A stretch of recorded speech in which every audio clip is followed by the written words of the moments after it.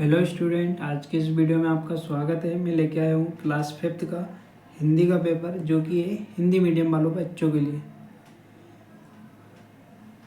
ये जो एक पेपर है, मॉडल पेपर है, इसके अनुसार आपके बोर्ड के पेपर में ये क्वेश्चन आ सकते हैं। तो देखते हैं क्वेश्चन नंबर 1।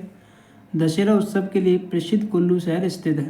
पहले मैं यहाँ बता देता हूँ कि आपके बहुविकल्पीय प्रश्न आएंगे 1 से 5 तक, जो कि रहेंगे आपके 5 नंबर के। तो क्वेश्चन नंबर 1 देखते हैं हम क्या दिया है। दशहरा उत्सव के लिए प्रसिद्ध कुल्लू शहर स्थित है। तो आप लोगों ने पढ़ा है तो आपको पता होगा कहाँ है। आपका आंसर है कर्नाटक। दूसरा क्वेश्चन है हमारा, रदिया की लड़कियों के क्या नाम हैं? रमा और श्यामा, रामा और श्यामा, राधा और कृष्णा, रम्मो और कल्लू, राशि और गोपी। क्या नाम है हमारा? रम्मो और कल्लू। विद्या धन उद्यम बिना पंक्ति के आधार पर विद्या धन कैसे प्राप्त होता है? विद्या धन कैसे प्राप्त होता है? मेहनत करने से। निम्नलिखित शब्दों में भाववाचक संज्ञा है। इसमें आ जाएगा किसंता। दीपावली पर्व भवति फाल्गुन मासे, कार्तिक मासे, चैत्र मासे, माघ मासे। तो क्या आएगा इसका आंसर? कार्तिक मासे। फिर आते हैं हम क्वेश्चन नंबर 2 पर, जिसमें दिया है रिक्त स्थान की पूर्ति करो। क्वेश्चन नंबर 6 है हमारा, ईश्वर चंद्र को योग्यता की प्रतियोगिता में सर्वप्रथम आने पर खालिस्तान की उपाधि दी गई। इसमें क्या आ जाएगा हमारा? विद्यासागर। विद्यासागर। ईदगाह जाने के लिए सबसे ज़्यादा प्रसन्न कौन था? हामिद।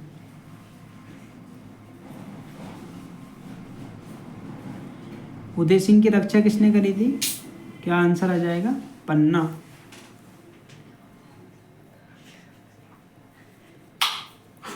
हमारे राष्ट्र ध्वज में खालिस्तान रंग की पट्टियां होती हैं। कितने रंग की पट्टियां होती हैं? 3। मही का अर्थ है, क्या अर्थ है? पृथ्वी। फिर देखते हैं हम क्वेश्चन नंबर 3 आ जाएगा, अति लघु उत्तरीय प्रश्न, जिसमें क्वेश्चन नंबर 11 है, दीपक से हमें क्या प्राप्त होता है? तो आपको पता है दीपक से हमें क्या प्राप्त होता है? रोशनी।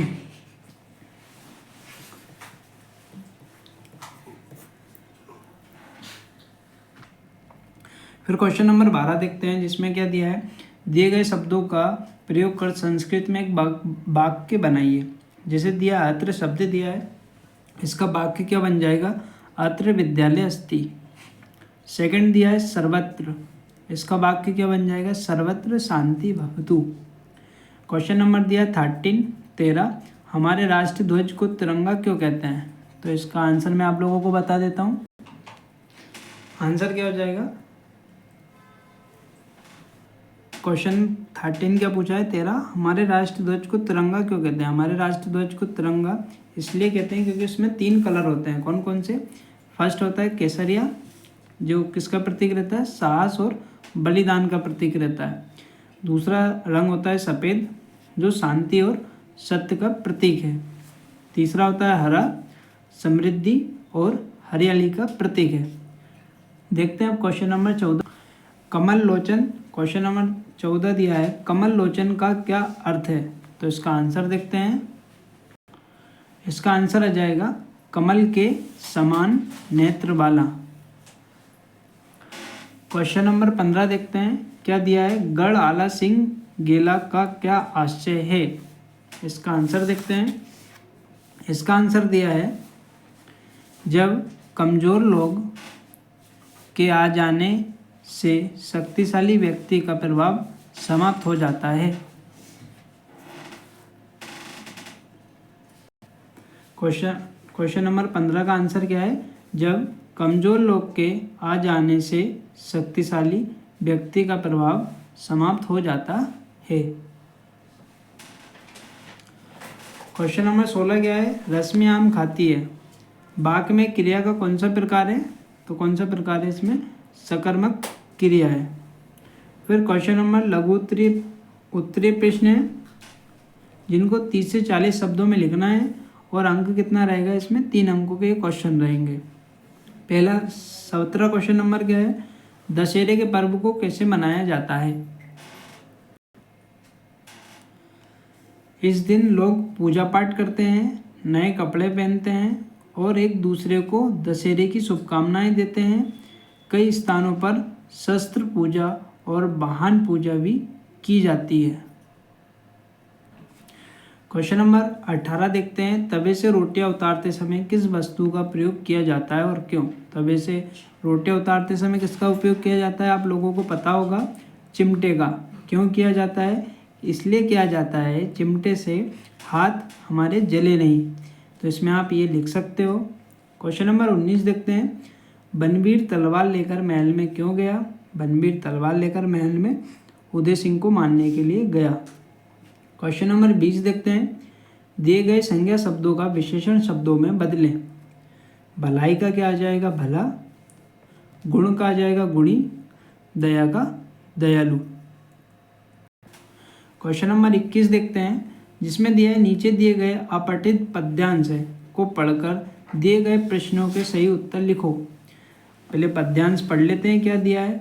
समय का सबसे कहना है, समय का क्या है, सबसे कहना है, जीवन चलते रहना है, इसको मत बर्बाद करो, सदा काम की बात करो, फूल सदा मुस्कुराते हैं, हमको यहाँ समझाते हैं, जीवन हंसते रहना है, सुख दुख को भी सहना है, कर्म ही जिसकी प्रीत है, सत्य से जिसको प्रीत है, अंत में उसकी जीत है, समय भी उसका मीत है। उम्मीद करता हूँ आप इस पद्यांश को पढ़कर समझ गए होंगे।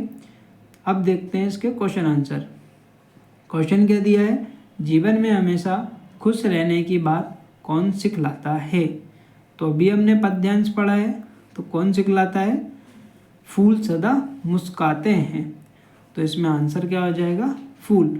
फूल जीवन में क्या आ जाएगा हमारा आंसर, जीवन में हमेशा खुश रहने की बात फूल सिखलाता है। सेकंड क्या है, समय किसका मित्र है। समय किसका मित्र है, इसमें दिया है सत्य से प्रेम करने वालों का। जो सत्य से प्रेम करते हैं, जो हमेशा सब सत्य बोलते हैं, सच बोलते हैं, उसका समय क्या रहता है, मित्र रहता है। क्वेश्चन नंबर 3 है, वक्त का समानार्थी शब्द पद्यांश में से ढूंढ कर लिखना है। अब इसमें वक्त है, वक्त का इसमें समानार्थी जो शब्द है, वक्त को और क्या क्या बोल सकते हैं, वो हमको ढूंढ कर क्या है लिखना है। तो जब इसका आंसर क्या आ जाएगा, समय। क्वेश्चन नंबर 22 देखते हैं, निम्नलिखित शब्दों के अनेकार्थी शब्द लिखिए। पन्ना का क्या आ जाएगा, पृष्ठ।